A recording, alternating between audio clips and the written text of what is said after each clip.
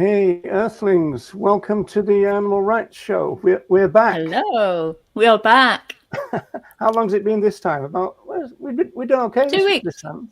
Yeah. 2 weeks. Yeah, we're on a roll. We are literally on a roll now. We're on a roll. Every 2 weeks. As you can see, folks, we have a special guest panelist.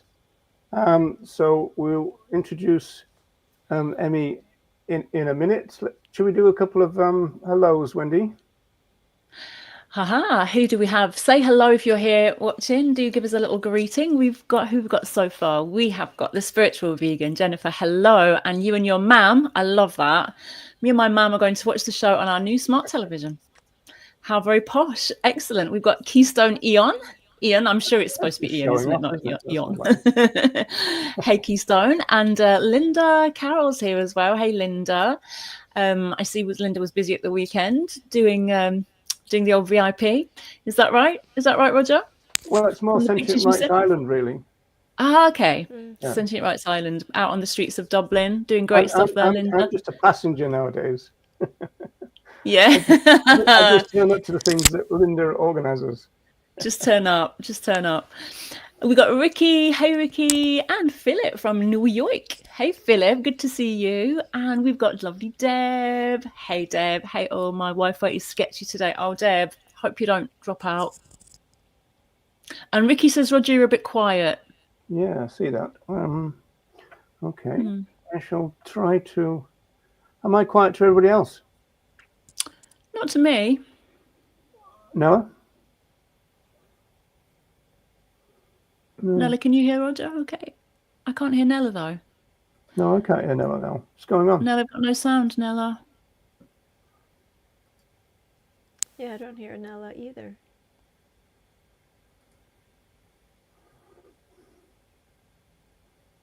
No sound. She's not muted, though, is she? No, she wasn't. No. Right, well, I put my mic up. So, is that better for you, Ricky, hopefully? Linda says, okay, I think you're quieter compared to the others, but that could just be my perception. Well, I'm a very quiet person, as everybody knows. But we haven't got any sound from Nella still. Yeah, what's going on with Nella? Nella, have you done your settings and stuff?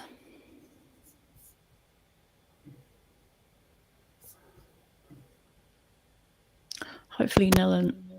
Can you hear me now? Oh, yeah, there we go. There we go. Okay, great. But you're very low. Quiet, though. Oh, no. Okay. We've had a few technical hitches today, folks. It's those little gremlins in the system. That's normally this is as smooth as a baby's bottom because we're so professional. Smooth as.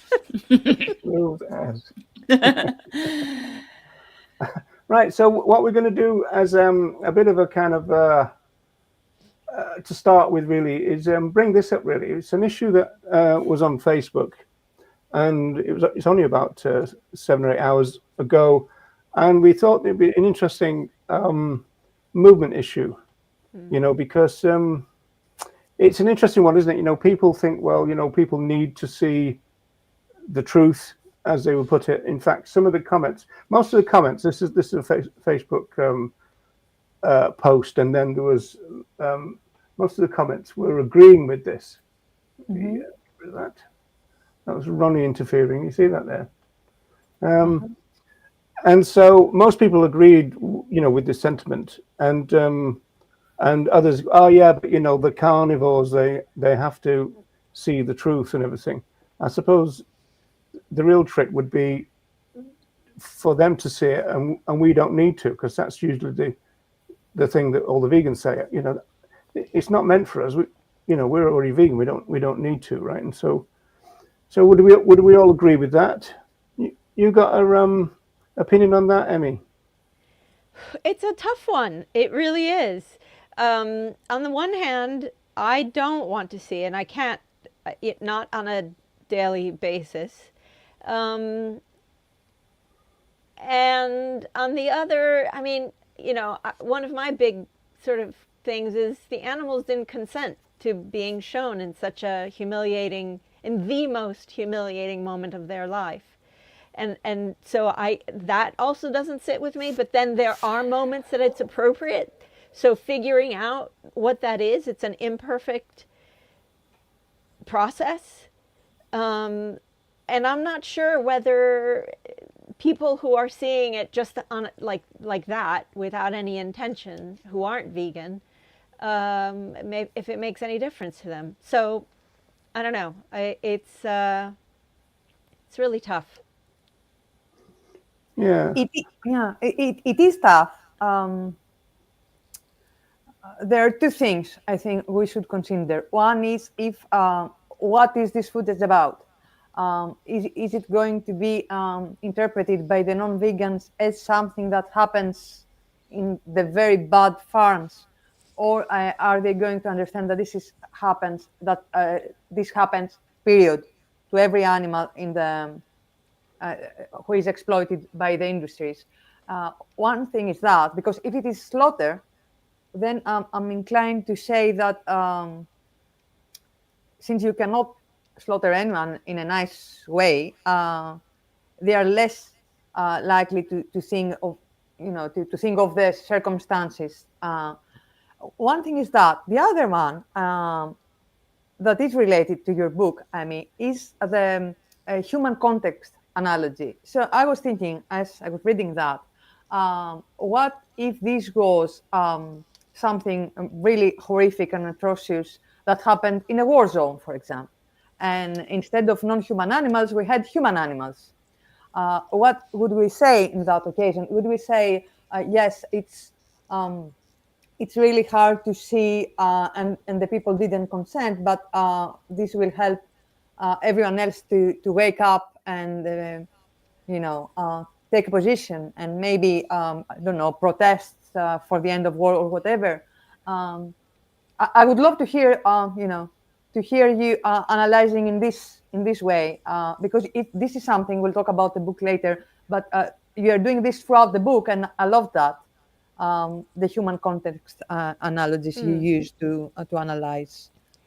And you're absolutely. It's a really great point. And I've gone through that, and there are moments where it is really important to see the human suffering, but there generally will also be, in terms of consent, generally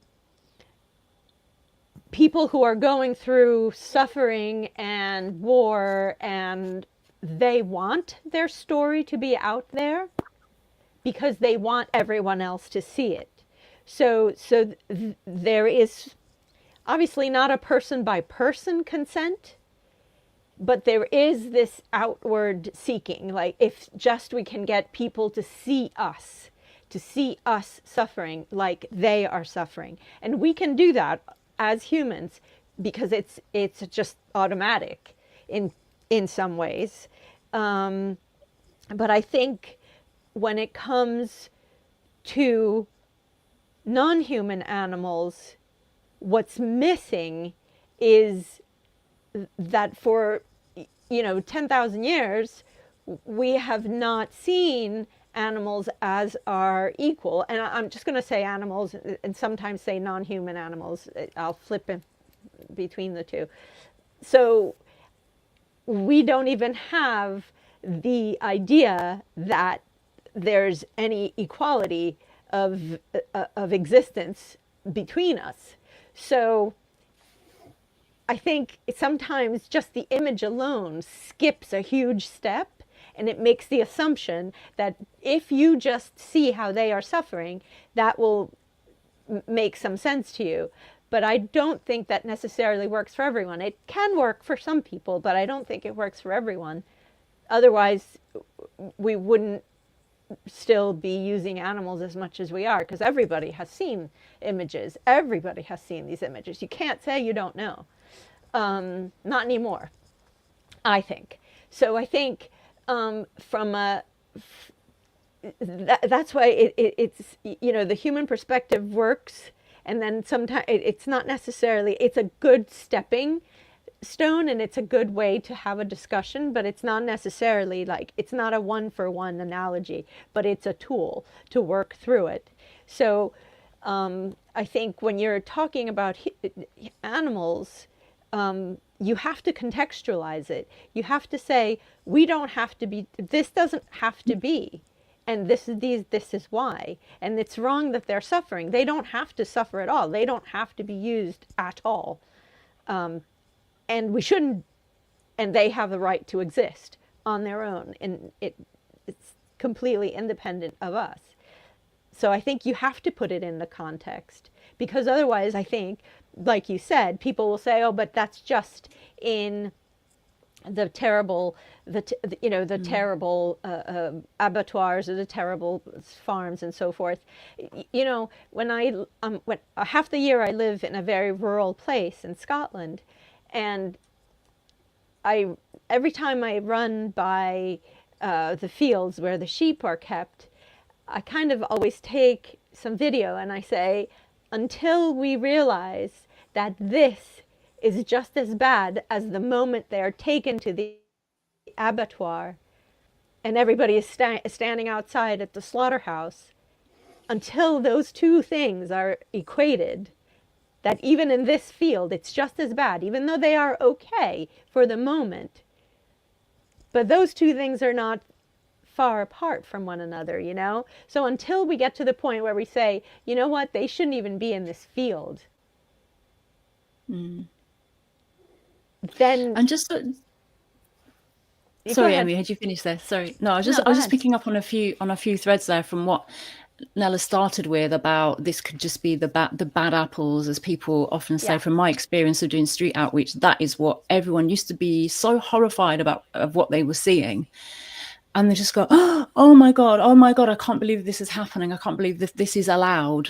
So you do get that. People are quite shocked when they do see it, because they say, oh, I can't believe this is allowed.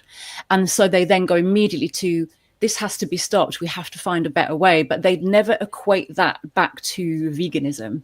Obviously, there's a massive gulf there. And what's really interesting, I think, going back to the Denise who posted this and saying, please stop filming this, I can't bear it. There's an interesting point there in that I think as activists, we generally don't want to see it. I like you, really, really struggle. And even actually reading your book, some of the, not that it was graphic, but when we were going through you were going through some of the numbers, and like the images in my mind were quite hard for me to even take, even my own imagination. So I know that my mind has to do some kind of separation of like, right, I can read the words, I can hear this, I can read this article, but something in my mind has to go, right, I have to put this somewhere else, because I cannot handle this. I will literally just have a breakdown every day and just not get out of my bed ever, because and I think it's interesting to think that, well, non-vegans are probably also doing that as well. Like the way that activists and vegans have to go, I'm putting that somewhere, I don't want to know about it, I can't hear about it or see it. I'm sure non-vegans also do that. It's like they have to find a way of, I put that somewhere. But then that kind of ability to do that also then allows them to continue not being vegan as well, because they can shut that. And I think as humans, we're very good at compartmentalizing things out and shutting things away and pushing things down in order to carry on with our business as usual, our lives as normal. And it's interesting to see that will happen. We want non-vegans to see this and go, ha, now you know. But I think actually the same mechanics that we have also works for them in order that they can separate it out. Yeah, totally agree with that. I totally agree with that. And I don't, unless you have the context also, you just can't make the connection, I think. Obviously, some people do, and they do that immediately, but some people don't. Because as you said, they'll go home and they'll have whatever they were going to have for dinner anyway. Yeah, it's always important not to make a welfare point or allow a welfare point to be made. And going back to the consent, that's one of the issues that you raise in your thought experiments, which I was going to bring up a little later. So just to make the connection then, here we have, hang on, let me put that full screen. There we go. So our guest panelist is Emilia Leese, or Emmy Leese. So welcome along. I should have done this before, as you can tell. And so this is some nice product placement I see, Emmy, on your Yes. shelf. I love there. it. I take it the black one is number one, is it? Yeah, so Edition one. this is the Is that first the hard edition. copy? It's the hardcover, and this that you have on your screen, that's the paperback. Right. Okay. So was this because you've just done a second edition, this paperback? Was that the reason for doing it, Emmy, to actually put the paperback out there, or was there another reason for putting out a second edition? Well, basically it was the publisher who called me up this summer and was like, "Hey, how are you? We want to put out a paperback." And I was like, "What?" Ah. So, like, in the publishing world, putting out a paperback after a hardcover is a huge deal, because they are putting their faith again in your book and everything, and so that was the reason. And I was really excited because that came out of nowhere, and so I said, okay, well, what can we do? And because there's stuff that I want to update, stuff that I want to change, and blah, blah, blah.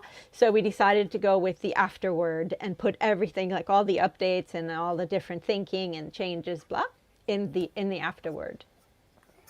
Yeah, I've got a couple of afterward questions. But while we're still in the advertising business, so this is your podcast, Emmy. So it's really interesting. And somebody who's in the chat is one of your guests twice, I think, which is Benny Malone. Yeah, Benny was a guest twice. Yeah. Yeah. And he was our guest 2 weeks ago here too. Yeah, Benny. Yes, Nice that's to see right. you. And there's your YouTube channel now. I think you've got about 30. Is it 40 now? All right.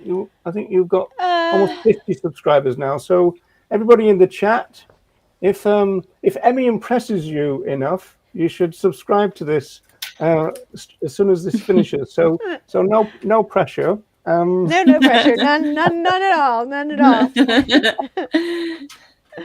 Right. So who's going to dish up the first question then?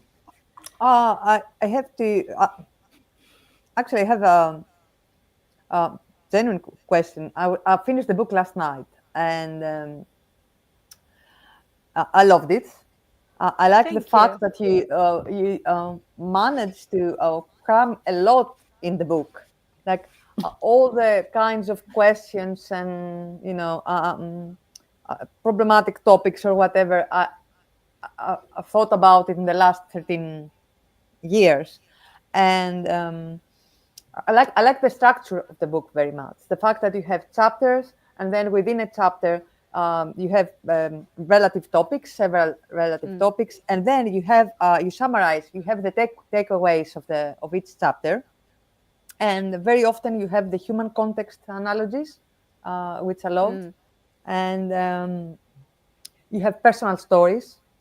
I found this really interesting and touching, and this sets the book apart because usually books about animal rights do not involve personal stories. I found this very interesting, and also the thought experiments, which are quite common in the movement, but then again they are not. I mean, you invite the reader to sing along and give their own answers. And I realized that reading the book this time, I gave different answers than the ones I usually give on these questions. So I had to reconsider and rethink my positions. And also, I love the updated data. The fact that you had to research again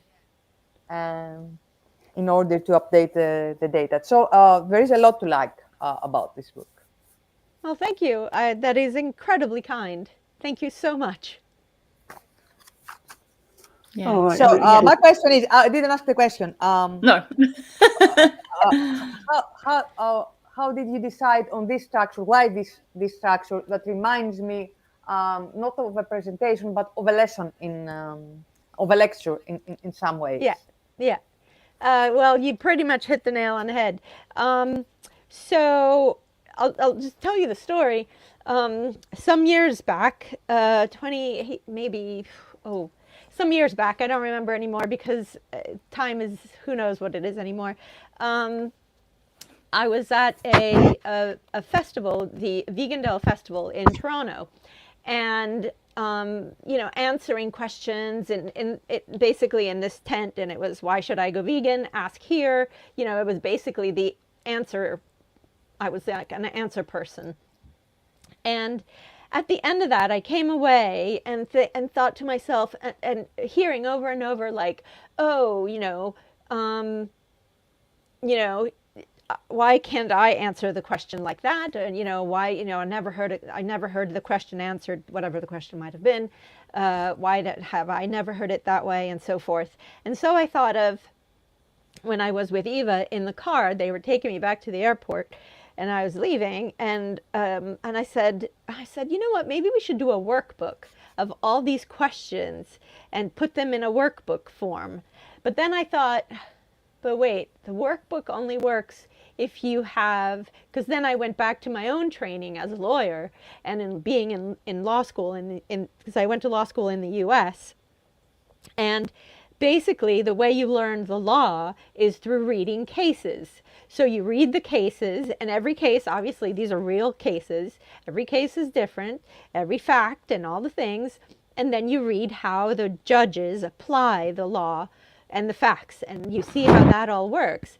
And I thought, well, if there's going to be a workbook, there's got to be the stuff in the front too. There's got to be the stuff that supports all the thinking. Like, how did we get to the thinking? Like, how does that work? And really the structure came out of, and also the adage, write what you know. So what do I know? How do I know to communicate, and how do I know to like transform something so that it becomes accessible to as many people as possible? Because I really believe that we shouldn't be gatekeeping information, education, any of those things. We should try to be as accessible as possible. And so that's what I tried to do. So you put all the sort of nuts and bolts and thought process in the front, and then in the back you can say, okay, now that you've read all this and you've got this scenario, and mind you, each of those scenarios is real. It's either somebody asked me those questions, I overheard it, it happened to me, or I witnessed it somehow, like through a variety of different spaces. So they're all real. And basically that's how I came up with that structure. And I thought, let's make this into something that people can use, a real useful tool, so that you can say, oh wait, you know what, there's all those, like you said, the takeaways, right? You can just look at that and say, oh yeah, and then you're reminded of that whole, broader discussion, but those like brief points you can just take away, and you can use them in your day-to-day life when you yourself are trying to navigate through the questions like the video, or like friendships and all sorts of things that we navigate every day. So that was why, really. That's so interesting, Emmy. And I've just got a question about how you wrote the book, because you co-authored the book with Eva. Yeah. And I just wonder how that works in terms of when you're co-authoring. Do you sort of collaborate separately? Do you write it together? Did you write separate essays and then bring them together, or did you co-write on one essay at a time? Do one word at a time, don't you? Sorry? You do one word at a time, don't you? Yeah, exactly. Yeah. We pick the words. We have like a big giant vat of words and just pick them out and see what happens. I mean, that would be kind of fun. Each of the essays, some of them are mine and some of them are Eva's. There's one that we sort of combined together, but in the back of the book it's written out like which ones are mine and which ones are Eva, but not in the body. It's just a list in the back. And basically we would just, I edited all of hers, all of mine, so that it would sound cohesive. and it could flow in a smooth way. I mean, obviously there's a different tone and different voice, but to make it as smooth as possible for the reader. And then, if there was like stuff that I was like, oh, I'm not really sure, how do we, work through this, and what do you think about that? And I would just like send her the drafts, and then she would, we would have like conversations on internet, WhatsApp or FaceTime or whatever it is they were using at the time. And we would do that and go through it like that, basically. Did you have any disagreements over anything? Did you have like, did you fight? No, actually. No, not at all. Not at all.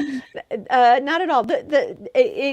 No, not at all. Like all the things, they were, it was a pretty smooth process.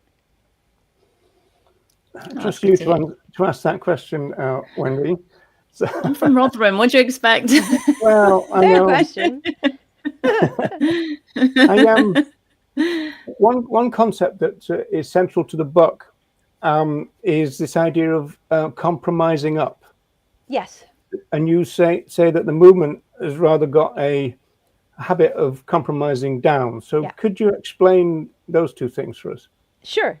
So I got the idea from reading this political writer and professor that I really like. His name is Corey Robin, and if you don't follow him on Facebook, you really should.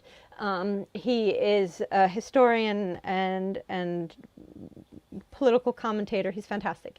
And so he talked about how Eleanor Roosevelt was basically working with I think it was like unions, and basically at some point she said, look, if you're going to make a compromise to lift everybody together rather than compromise down and leave some people behind. And I think sometimes we forget about some of the compromises we make will affect animals. They may be fine for us, they may be very comfortable for us, but yet we've compromised down. We've not said, look, let me just take a very basic example, like when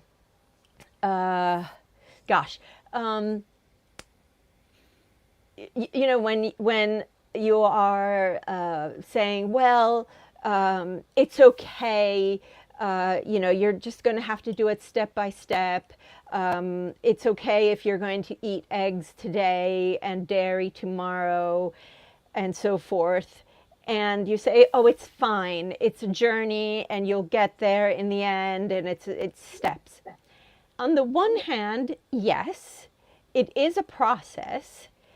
But when you're saying it's fine, you're making the person feel comfortable, but you're then actually saying it's okay for those chickens and those cows to have been used as they were.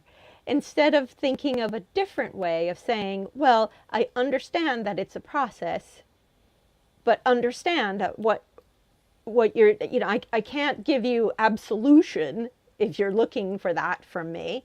I mean, not that anyone here is a priest and we're looking for absolution, but a lot of times people do look like, well, I'm just going to have a little bit of cheese. And it's like, well, don't look for that from me. And just even having a stance that says, even if it's neutral, I'm not saying you should be aggressive or some people use the word judgmental, which I don't know what that means anymore. But you don't have to say like, oh, it's fine, don't worry about it. Because one of the examples I use in the book is the situation that I was in, where that I witnessed that an activist was saying to somebody else who was also an activist. They were like, this other activist was like, oh, I sometimes have eggs and sometimes have cheese. And the person said, oh, it's fine because you do so much. Well, what? Like, no. Either don't say anything. If you don't feel that you're in a space where you can say something, don't say it. Again, social situations are fraught. But there's no reason to give the person a pass either. You can say nothing, but to say, oh, it's fine, that's really problematic. That's saying, well, it's fine for those animals to have been exploited and killed. And that's the compromising down part. Instead of saying, okay, I'm going to compromise up by saying, I get it, sometimes things are difficult, but understand, I really love your work and I really think what you're doing is terrific, but is it really necessary that you have to have the eggs and the cheese? Because what about the animals in that? Like, how does that sit with you? Yeah, I like that answer. And in the early days of the VIP Vegan Information Project, we used to get a lot of people coming up announcing that they were vegetarians, and they were looking for that absolution or praise. And some people used to say, "Oh, well done, just another step," and all that. And we had to stop them doing that. And so when people came up and said, "I'm a vegetarian," I used to say, "Oh, well, we've got a cure for that. Don't worry," kind of thing, and make it into a bit of a joke, and then proceed from there, but not, as it were, let them off the moral hook. And I think that's why I like the idea of if you've got to compromise, and I can see from your thought experiments, you're not a great fan of compromise. In fact, you tend to suggest that you shouldn't. Like the thing about if you're in a place when there's no vegan restaurant or bar, you still don't compromise. You just don't eat that day or something like that. And so, but if you've got to, it should be up and not down. I can see that. Exactly. It should be, at least think about it. And it gets easier and easier.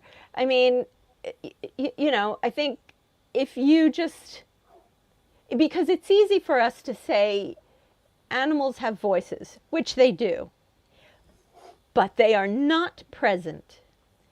They are not present in every day, and they are not at I'm going to say this, they're not at the table in any way where they can propose a different compromise, where they can have a different, an actual presence and make an impact on the person. So unless you push yourself to do that all the time, it's really, it never advances. Like, would you cross a picket line? Let's take it back to human terms. Would you cross a picket line if you're, if there's a strike and you work in a place? Would you cross a picket line? Sometimes the answer is I have to because I'm going to be physically harmed, But most of the time, no, you are not going to cross a picket line. And if you do, the people around you, they're going to say, well, you're crossing a picket line. Why are you doing that? Do you have a really good reason to cross the picket line? Yeah, I get you. Emmy, just kind of picking up on maybe a little bit of what you're saying here in terms of compromising and putting things into a human context, because I love how you do that throughout, and I love how you're very uncompromising a lot of the time. I'm like, yes, this one's right up my street. But I just wanted to ask you something about, and actually one of your chapters early on, I believe it was your chapter, because you talked about your husband and how he wasn't vegan when you were first together and that kind of thing. And I really related quite a lot to that, your whole chapter and that experience that you had there. He's got a great name, your husband, doesn't he? These Rogers keep popping up. They do, don't they? Right? I know. And it's funny enough, and I don't think our little ape is here today with us, but I think he's just adopted a fellow animal into the sanctuary, a goat, I believe. Are they a goat? No, not a goat. Who's Roger at the sanctuary with Jeremy? Are they a goat, Nelly? Can you remember? He's just adopted. But I believe that whoever we're talking about was called Roger before they arrived. Yeah, they were. They were called Roger. Oh, yeah. He didn't name him Roger. He was already called Roger, and we just found it quite hilarious. But these Rogers are definitely popping up. But I just wonder, in terms of when we put things in a human context, like, and you talk a lot about not comparing like for like in human versus fellow animal oppression, because they all have different, different things going on, that nothing is exactly the same. But you do talk about looking at it in terms of different isms, racism, sexism, all the isms that we can think of, and how that might relate, how we might put the situation and with our fellow animals into a human context with other isms. Yeah. But when we're thinking of like relationships with our friends, our family, with our partner, with colleagues, or anything, anything like that, if they are not vegan, that I think becomes really, really difficult, because often I think in my head, if my friend doesn't get this, because my friend might just thinks, oh, she's a vegan, that's her choice, that's a lifestyle choice, etc. And I've actually said to a friend of mine, well, no, it's not, because imagine if, right, you say that you're against like child violations and things like that, which of course we all are, but you're really particularly drawn to that cause, let's say, or that that kind of violation. And I say, imagine if I were complicit in that, if I were like part of this gang and we're all like abducting children or whatever, and I'm like, yeah, it's just what we're doing, you just have to get over it, it's my choice, you do your thing, I'll do mine. And imagine you were my friend and you were seeing me and knew that I was doing this and going out there every day committing some kind of violation towards children or whatever, and then you're still trying to be friends with me and you're trying to like navigate that relationship and trying to still find empathy and compassion for me. Does that like ring any bells for you? And she was like, quite like, oh, I never really thought of it like that. But then actually for us, we do have to tolerate this violation of other animals in our friends and family and partners, because in a way, like, and you said it in your article, how you didn't want to keep constantly bringing up, you couldn't make that choice for Roger, for yourself. He had to make the choice to go eventually become vegan himself. Yeah. But in the meantime, you're living with this person that you think, I don't know what he's doing out there. I know he's probably going out there eating fellow animals. I'm so against this. It's a total violation. And the same with our friends, family, whatever. We know that they're doing these things and they're complicit and they're doing things that we find morally reprehensible, and yet we still find ourselves navigating these relationships. I just wanted to get a little bit more from you on that, really, and your personal experience and how you feel, how do we kind of come to terms with this in our own lives as vegans, which I think it's quite difficult. It is difficult. It's the most difficult thing. I mean, the big difference is that non-vegans are engaging in absolutely normative behavior. So that's a critical difference. So what you're trying to do is to bring to bear the ethics of it and to make that connection. And as I talk about in the book, and much to Roger's credit, he said to me, he's like, we cannot, this is a fundamental issue. This is about ethics. We cannot disagree on this because this is fundamental. Because for him, ethics are very important. And he's vegan, by the way. He's now vegan. I mean, and before that, he had been vegetarian since he was 18.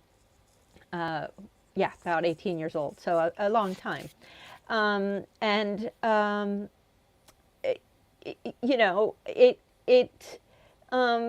was just a lot of discussions, and I was very lucky. But yet I also have friends who are finally understanding that if we're in a non-vegan place, they will order the vegan food instead of the non-vegan food, because they know what it means to me, because they've straight up asked me and I've straight up made them feel extremely uncomfortable, and told them exactly how I felt. I didn't make them feel uncomfortable because that was my purpose. I made them feel uncomfortable because the factual things that, like, well, you're going to have this pizza that has dairy cheese, and dairy cheese to me, I will not look at what you're doing. and what you're doing, this is the consequences of that, of having that on your plate. And they're like, oh yeah, okay. And they get that, you know. But it is difficult, and some people will not get it. And some people refuse, and you cannot change their mind. You can give them all the information, you can give them all the ethical arguments, and they will not change their mind. You cannot open their heads and mess with their brains, and then there's nothing to be changed. But that's with everything, with any ethical and anything that is related to social justice in this world. Some people just don't care, and that's something that we have to decide what we're going to do with. I mean, ultimately, what I always say is we live in a capitalist, non-vegan world, so we've got to do the best we can, and you know, how do we navigate that? And that affects everything. Yeah, for sure. And I suppose with veganism and animal rights, we have to navigate it in a different way. Like I suppose, like you might be with a partner who's, say, not vegan for a while, and eventually they might become vegan. So there might be a point where you think, right, if they don't eventually go vegan, that's not going to work because I can't live. I think that's become more strong for me as time has gone. It's like I definitely wouldn't want to be with someone who wasn't vegan, kind of thing, or like have, you know, different relationships. But I suppose if they were committing other forms of violations, you might cut that dead a little bit quicker. It's almost like, yes. I think we sort of have more tolerance because it's more accepted in society. Maybe it's maybe we're kind of, our level of tolerance relates in a little way to how acceptable it is within society. Like some things are very much like exactly. No, and other things are like, well, society accepts it, so it's non-normative. I mean, being not vegan is a normative thing, meaning it is absolutely normal. It is absolutely within the framework of even ethics as they are viewed by non-vegans, because once you exclude an entire category of beings, it's very easy to be ethical within that. And for us, for whatever variety of reasons that we have to navigate a non-vegan world, I'm extremely lucky. Eva is extremely lucky. Her partner is also vegan, and obviously, and my partner is vegan. I have a lot of vegan friends. And I can, you know, I am extremely fortunate in that way. Can everybody do that? Can everybody decide to only have vegan friends or only have a vegan partner? That is up to every single person. But you are dealing with like a huge tsunami of everyone around you and everything that is not vegan. So you have to, in some ways, that is a very challenging thing. So whilst I appreciate that it's a difficult place to be in, there is lots of space to have loads of conversations and to still maintain and to still like try to bring people with you onto the next level of, you know, ethical evolution. But it's tough, no question. I want to ask about language, because in the book you mentioned that you don't like anymore the phrase "go vegan," and instead you prefer "be vegan" or "become vegan." Do you want to talk about it? Yeah, it's funny.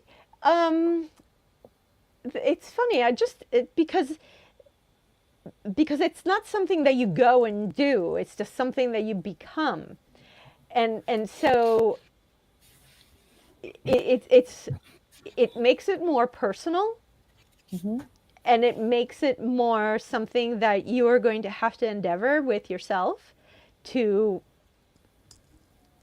go through with it and do all the things that are required. And so, and it's also, it's also not a command, which I think for me it works from just a way of talking with people instead of commanding them. You're just saying, well, why don't you be vegan? Like, I'm vegan, and instead of saying, well, you should go vegan, because that implies that there's a sort of a command there. Whereas I have no authority to command anyone to do anything. Is it You see what I perhaps mean? also because it's like inviting people to self-identify as vegan, to declare that this is part of my identity, and therefore making a stronger statement about veganism? Yeah, that's a really interesting point. I hadn't considered it. I love that. Okay. Yeah. If Well, somebody's I'm glad you asked that question, Nella, because I was going to ask it. So you saved me a thing. Bridget has asked you if you've lost any friends. Probably. Yeah, probably. Yes. I can say you're really bothered about it with the looks of it. I'm terribly worried. I mean, it's not that anybody said, I'm breaking up with you and our friendship because you're now vegan. Nobody's done that. And I certainly haven't terminated relationships with people because they're not vegan. But when I do see them, we are definitely going to the vegan places. I am not interested in going to non-vegan places. I will just not go. Especially in a place like London where I don't need to. If I'm in a city where that's just not available, I try to then do something else or, work it in a different way. But yeah, I just bring everybody to the vegan places. And if they don't want to go, they just stop calling me. And that's fine. That's everyone's prerogative. Yeah, It is, that will though. do. Yeah, so thanks for asking that, Nella. Yeah, that was a good question. So time is going to beat us, obviously, so I'm going to have to try and pick and choose my questions. I was going to ask you about the vegan and plant-based thing, and I wanted to ask you, because you got quite a lot about the Massachusetts thing in the book, but I've decided that I'm going to ask you this one about, in the thought experiments, you said that you don't need to like our fellow animals to be fair to them. And the reason that appealed to me, or at least got my attention, was the fact that this idea of being an animal lover has come back into the movement in a way that in the 80s we used to tend to resist that and kind of associate that with the RSPCA and that kind of stuff, whereas it comes back now. And you said, well, but you don't need to like them to respect their rights, right? Correct. You don't need to like anyone. You don't need to like your fellow person to say, well, I still don't want them to be objectified and to be treated unfairly and unjustly. Just like you don't have to like animals. I happen to like all of them, and I use the word cute entirely too much for anyone's liking, but that's fine with me. But you don't have to. You don't have to like them at all. It makes absolutely no difference. It's a matter of fairness that we owe them. You don't have to be around animals. You don't have to have a sanctuary. You don't have to even none of those things. But you can just say, well, I want to be fair to animals, and that's the least I can do, and I'm just going to leave them alone. I mean, we do that with people. No, it's interesting you use the language of fairness. I mean, when I was a kid, I used to do that. I mean, obviously Reagan would talk about it's a matter of justice, wouldn't he? So yes. Yeah. So it's so I tend to use that language now, I think. And I think that's fine. I moved away from that to make it even more accessible, because what is justice is and what is fairness is also a complex discussion, but I did it, it was purposeful, to use a word like fairness that people understand in their gut. They understand it from when they're about 3 years old. Yeah. As humans, we pretty much get fairness at around 3. Yeah. I like fairness for that very reason, that children just get it, don't they? That's not fair, you know. Yeah, they're just like, they're like, wait, Fun- that's not fair, automatic. And so, like, for me, trying to be thinking about how to express that, and to sort of move away from because they're complex concepts. I didn't want to put additional words that would make it even more, create even more of a distance. It's interesting, this fairness thing, because when I was, because I do a podcast as well. Well, I say do. I was doing a podcast, Emmy, as well. It's had a little bit of a hiatus recently, but a lot of people that I interviewed on there from different parts of the movement, so activists, academics, lots of different people coming from lots of different walks of life.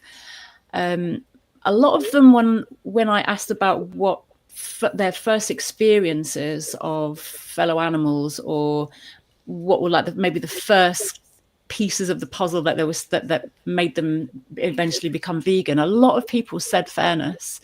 Like they had this sense of things being unfair, and I know I definitely felt like that. And I'm sure I remember, Roger, you saying that. I remember really vividly Mel Broughton saying that he had this sense of, it's just really unfair what's going on. And I can't remember if you might have mentioned that as well, Nella, actually. I think we all kind of had this sense of it. So from being really, really young, we had that. And it's like you say, you might not have an idea of justice, but actually justice is just a word we've put onto it. But I think we do instinctively feel fairness in some way. Definitely. It's such a good way of thinking about it. I really loved that in your book, how you interwove that through a lot of the different chapters. Yeah, I mean, it's, and because it speaks to people, and from there, obviously, as you are reading and then as you're learning more things, you can take those concepts and move through it being more complex, and you can read lots more philosophy, you can read lots more ethics, you can read all sorts of things, and then to build upon that concept. But ultimately, if I want to make something that's as accessible to as many people as possible, I need to use concepts and words that capture where people are, where everybody is, where the most people are. And that is really important to me, because that is what I have seen really works. And I've been in spaces talking about my book that are completely not vegan, and reframing things in this very simple way around fairness, it really does blow people's minds, because they're like, oh, well, I get it now. And non-vegans who have read my book say, I get it now, and I take veganism seriously, because it's close. And again, going back to that being vegan, it's that closeness. You get close, which is important, and to make that connection with one another as well, within us, it's really, really important. So that's why you always use fairness. Mm-hmm. Do you know what's it's so sad that we've only got 5 minutes left, because, oh my gosh, like we've only literally touched on the book. Like there's so much in the book to talk about, and there's so many other things I want to talk to Emmy about as well. Her other work that she's doing. She's doing so much, and I can't believe it's gone so quickly. It has gone ridiculously quickly. It's been really lovely. Thank you so much for having me on. It's been really challenging, and thought-provoking for me as well. So I really appreciate it. Thank you so much. Well, you're not going yet. I'm sure we can squeeze just wanted a few to more tell questions you in. You're not allowed to go yet, Emmy. I'm not going anywhere. Nella, you got another question? I have, but since you mentioned the plant-based vegan, thing, I'm gonna go with that, because it was on my notes too. And Yeah, I think Emmy, you said that the distinction is important. It is. Plant-based. Yeah. It is. It is very important, and I think that we really do need to use the word vegan, and it's fine. You know, plant-based is very much a commercial word, and I get why people want to use it in having products that they want to sell, but ultimately that word and those two words are devoid of any ethical, philosophical meaning. They just don't have one. And if we're just going to talk about diet, I mean, we've seen plant-based products that then like contain honey, and you're like, well, what? You know, whatever. It changes every couple of years depending on how the plant-based market is going. But again, like that is very much a word to sell products. Vegan is very much a word that entails a lot more than that. And I don't think we should be scared of using it because we're being told we should be scared of using it because it doesn't sell products. Well, a lot of us aren't selling products. So those of us who aren't selling products, I urge you, please use the word vegan or come up with a new word with a new phrase. I mean, that's also fine. That, you know, I mean, the word was invented. So if someone else wants to invent something else, yay. Getting a little bit of an echo coming from somewhere. yes, I can Feedback or hear it echo. too. Is it me? Hopefully not. Let's see. I don't know. I'll turn Debbie's my... saying Deb is a very important question from Deb is where can we get Emmy's book? Oh, so I've just turned off the echo cancellation. Hopefully you can hear me. Yes. Okay. So you can get the book wherever you buy books. So you can go into any shop and ask for it if they don't have it. You can order it at bookshop.org or Amazon if that's where you want to buy it. If you want, go to your library, ask your library to carry it. If you're at university, go to your university library and ask them to carry it. There's about 62 there's 62 libraries worldwide that carry the book, the first edition anyway. And so you can and loads of libraries all over Britain. Obviously, the new edition's coming out on the 1st of April in the US, and it's out here in the UK and worldwide. It came out the 9th of January, so it's out. And you might have to rush that forward in the US because Trump will probably ban books by then. Well, I have no control over that. That's the publisher. So I'm riding on that boat along with everyone else. Well, there's quite a few people asking for you to do a part 2, Emmy, sometime. So yeah, I'd love that. I'd love that. Yeah, and then we can talk about rewilding. We can talk about all sorts of stuff. But yeah, I'd be delighted. I'd be delighted to come back whenever. Yeah, that would be great because I really wanted to get into the rewilding with you, and Yes, we did. I literally would like to get into the rewilding with you in the Highlands. That sounds great. We also Wendy chose the artwork for the event today, having rewilding in mind, and we didn't get to discuss about it.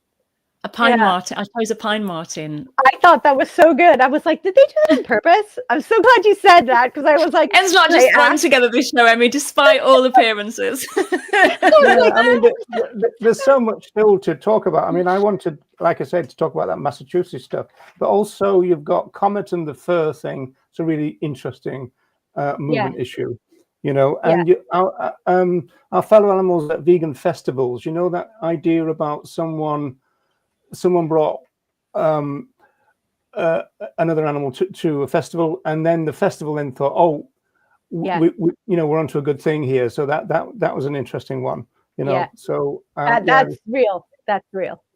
Yeah. That's also real. Yeah, that was a real example, was it? Yeah. Yeah. We should do a part 2. Definitely. The Massachusetts stuff is really, it is actually really interesting. And when you start reading this stuff, because the thing is, I will just follow the trail until I get to like the source. And some of the stuff that when I read it, I'm just like, why isn't everybody else reading this? You know? Right. So Oh, that's so cute. Brian is texting. Brian is texting. Yeah, I like. He would as well, actually, Deb. If he had his own phone, he definitely would. Boy, you human, get down here, get my food. Well, it's good though, because it means that we don't have to feel guilty, because sometimes when we we've gone through an hour so quick, and it's time to say goodbye, and you seem as though you're cheating our guest panelists, but on the grounds that you're coming back, Amy, that's absolutely brilliant. And unless anybody's got anything else to say, I shall bring this to a close. Any final comments, anybody? If anybody wants to reach me, they can find me on social media, Leese. Yeah, and don't forget to subscribe to Think Like a Vegan podcast, and also the YouTube channel. And I just want to say to Emmy, I've always had it in my head, like, oh, I think I've got like an animal rights book in me, like burning inside me to write this book. And then when I read your book, I was like, oh, I think Emmy just did it already. So you've saved me a job. You've saved me like hours and hours, and like probably a couple of years of work. So thank you. Appreciate that. You're welcome. You're welcome. Yeah. That's one really good way of losing friends, is writing. We hope the sales go well. We seem to have not lost Noah. So, folks, thanks very much for tuning in and sticking with us. Yeah, we will be back, and Emmy will also be back. And until then, we shall say bye-bye.